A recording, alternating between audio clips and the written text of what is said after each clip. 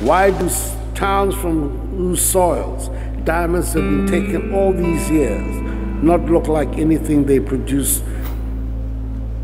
The irony is not lost on many that our continent, so rich in the minerals that are sought after by the world, should remain inhabited by the poorest people on the globe.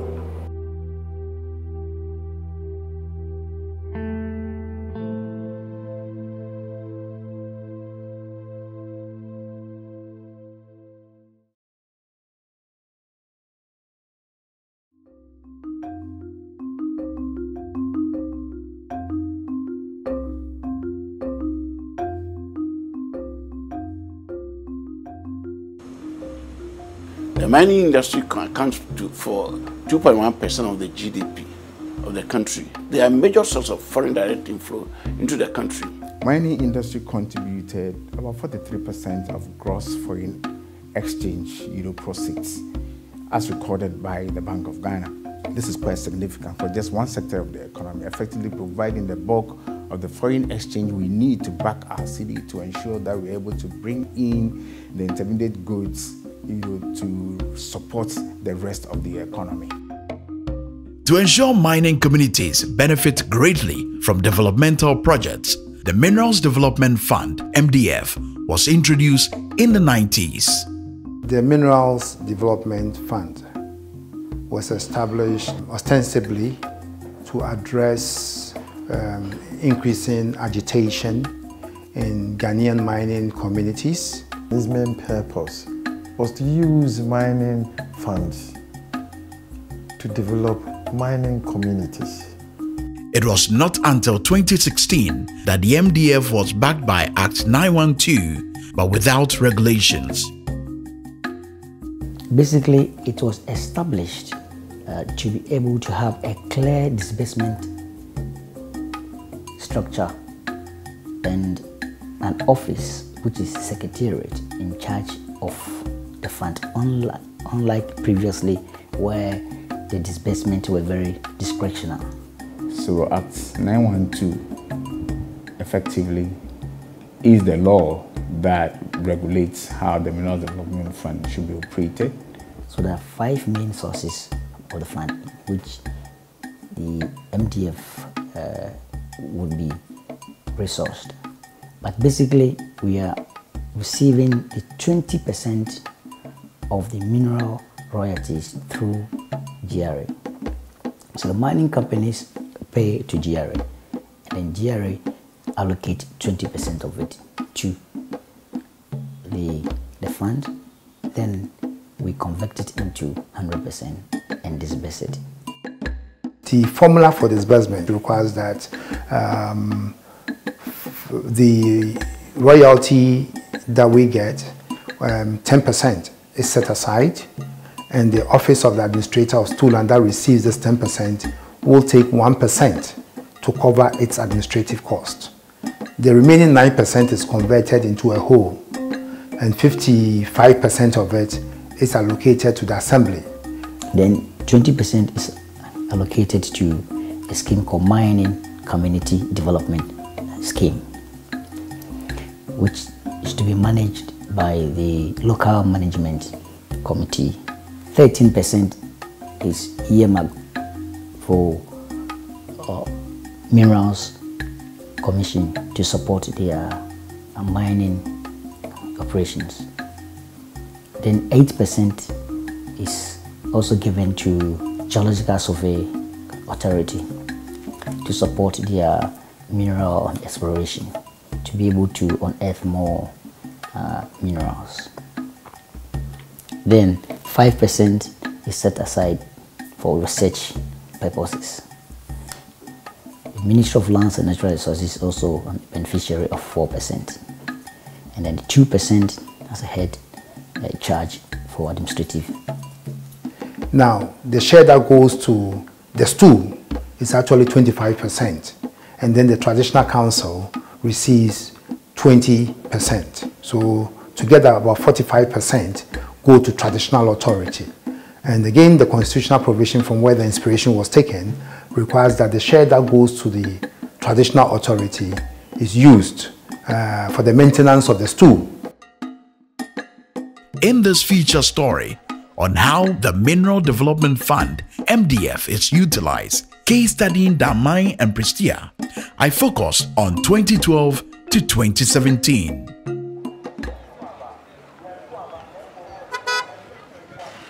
Damai is a community located in the Prestia Huni Valley Municipal Assembly.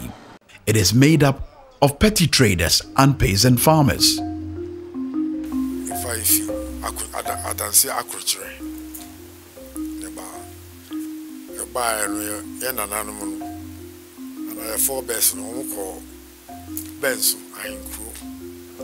Your baby and then mine, I want to buy and on a moon say, baby, I tell no, a honor scanner. Tina, I was there a free home, a better tree, a hanum at the mine. To baby, I was here, I was under a free about. It didn't die, man, but you say, feed the year, Maya, Edem. Mining started in Prestia in 1923. Our forefathers were engaged in small-scale mining activities. Since the whole of my municipality is good. Damai is host to one of Ghana's large-scale gold mines, Goldfields Damai Mine. We've been around for, I would say, since '98. In terms of the community engagements, we've also gone through a lot of phases. It's been a roller coaster of a journey for the Damai mine. Mining activities are basically mined by big corporates and foreign companies. Currently, I have about 5 mining companies within the municipality. Today, the Prestia Township cannot boast of any good road. The nature of my road doesn't speak well of a community where mining is taking place. If there is a fund, special fund that is being used for projects for mining communities, then we should consider roads. Yeah, me appointed at the actual say Omaye. Yours, me dear Wahabiano, we can school, a clinic, even your public toilets. I walk. Mines, no, go face, no, and at the Mayan.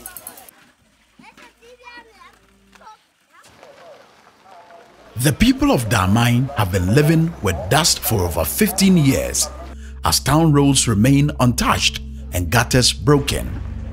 The brother, my foot to put a queen at on the way. I don't know why I'll tell you no word. They be a foot to us, and was away no more to mine. Business na hame if say wan fa de ankata so ana wanye sifu ya mbo yi na hu nyina de mfuture nti ene de ha de haye so tena ache kakra kra na bia wo de hanki ana wo kwan ahora na ye mfuture nkwan. The community has only one latrine, a giant refuse dump. Markets have only makeshift structures. Yeah, market no, I say, but I said that my market na yana, ejija. Tikano grand na kiya hwese nke bia sa mineral development fund impo na some da bese market ya mayania. Eja na wa ha no ukoso. Uba, so watale no anwura, se be bia uteton ade ground timi tena ho. Me buy go office na, e commission clinic no. Me go na commission go office ni see. Community center no. Me buy no masi ba go office ni see. Dining schools near you, go first. You go to our hospital. Ever since it was constructed, it was only serving the mining community. If you don't work there, it means you can't go there. As it was in the beginning, it is now. There's some few infrastructure that has been added. Even that one was funded by the community and not central government. From 2010 to 2017, an amount of 280 million Ghana cedis has been paid to the government to be transferred to the administrator of stool lands for onward disbursement to the MDF Secretariat for 9 mining districts. Findings review: not much has been done with the MDF in these communities. Some of them are making judicious use of the money. We have to. Those are the good things we are picking. But some are not doing well at all. So it is also at that level. It's at the district assembly level that you also have a challenge with the utilization. The district assemblies will apply the money judiciously, not to just recurrent, but also to capital projects in community, then that will be fine. According to the Ghana Chamber of Mines, from 2012 to 2014, the Tarkwa Nsoyem and Prestea Huni Valley Municipal Assemblies were due from the Minerals Development Fund 48 million Ghana cedis. Out of this, Prestea Huni Valley received 7,206,000 Ghana cedis. In 2015, there was no disbursement from the Ministry of Finance in the period, as the Ghana Chamber of Mines representing its members paid royalties amounting to 10 million Ghana cedis, representing the 4.95% due the assembly out of the total 20%.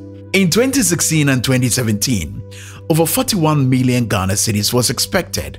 Only 7.8 million Ghana cedis reached Prestea.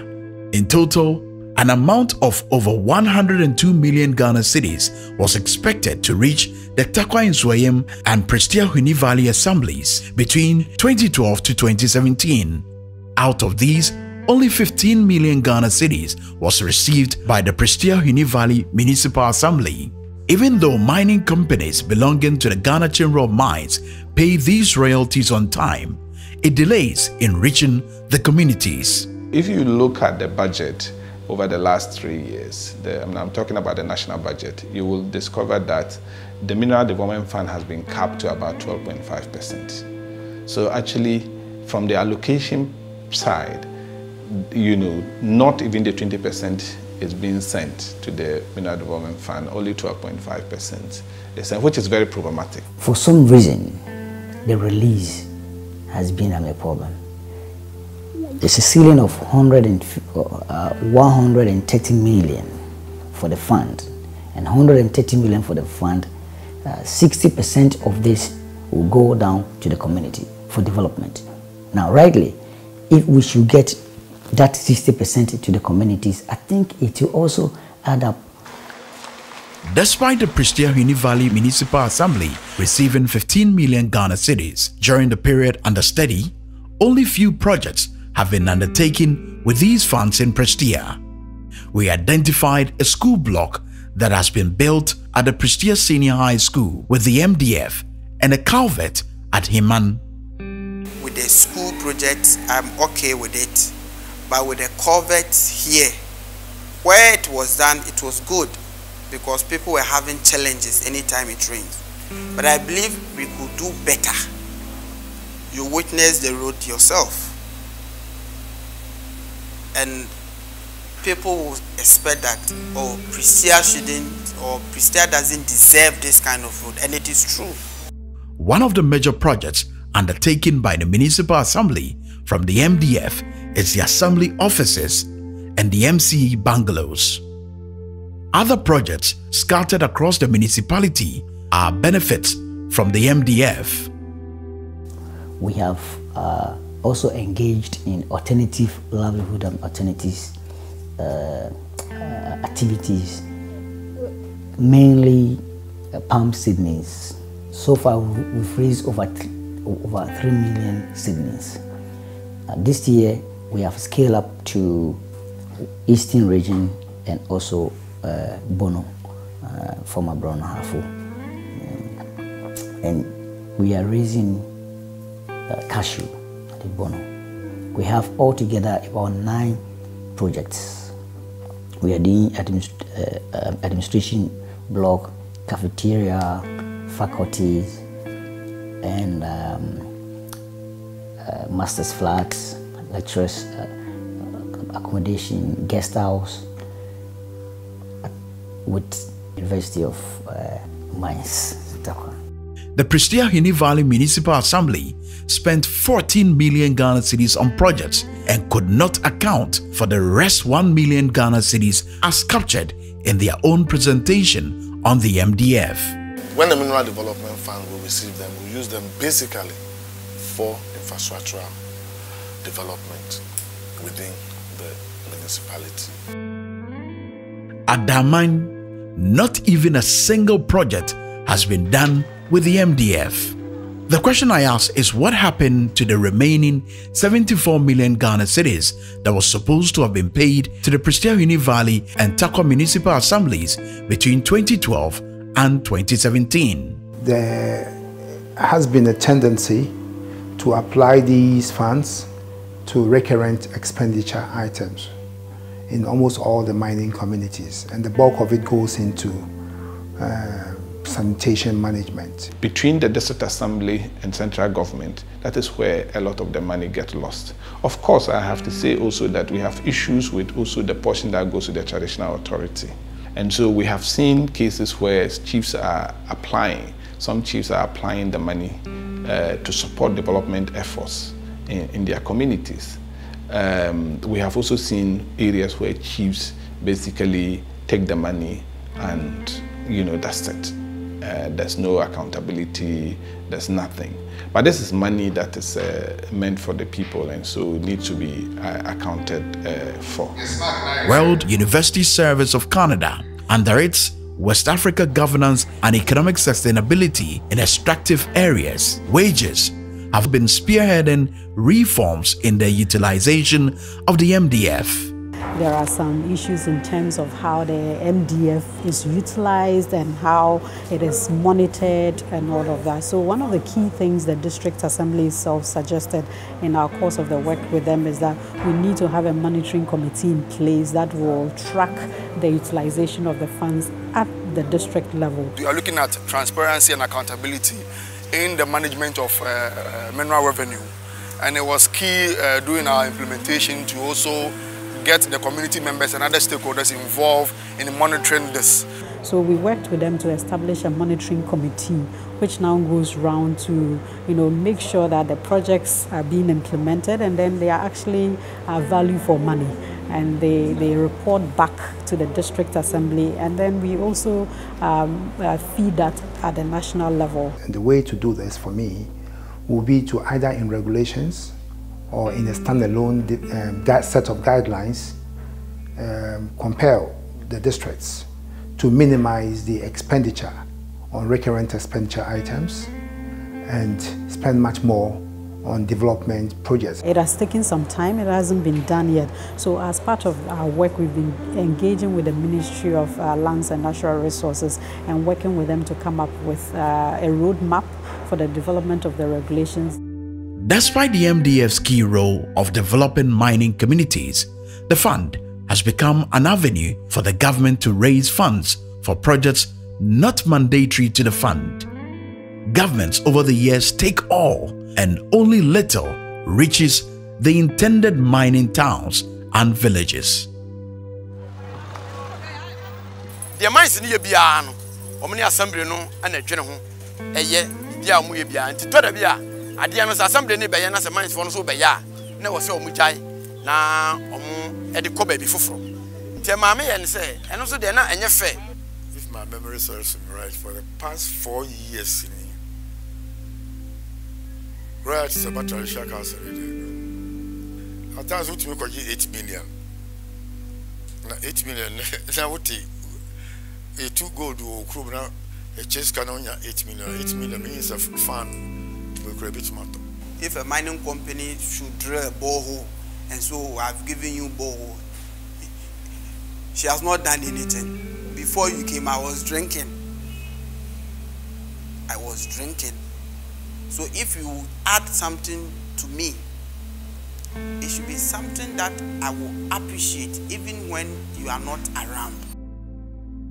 Thus, the mining companies are overburdened with community demands despite providing some amenities such as water, schools, and even to the extent of giving contracts to local companies.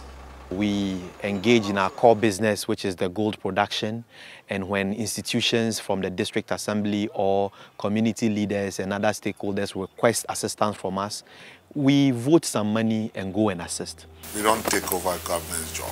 We contribute towards the support for infrastructure in communities that we work. So what we are asking for is a kind of partnership between the companies and the communities to ensure that we transform these communities. It is so critical. Percentage district assembly and municipal assembly. No, my aware communities are aware because meaning you say chief CPO, some say minerals, some fund the grana. People got so many. The Nimska or assembly Ukraine. Now you say what do you call Damai, and I say that's what they call Pristia, and I say what they call Bogos. So let us see the benefit from us. Oh, we took this money from your community, so we are giving you this particular project. I will appreciate it. Government is doing this for me. But if nothing, things are going, but nothing is coming back, I will complain as a human being. So I think that we all need to come together, not just the district or government, but individuals, the media, and all stakeholders need to work together to ensure that the right thing and the appropriate thing is done, and that the right support is provided to the communities that are impacted by mining. The stressed state of communities in which mining companies operate is nothing short of a disgrace, and we must work to change that situation.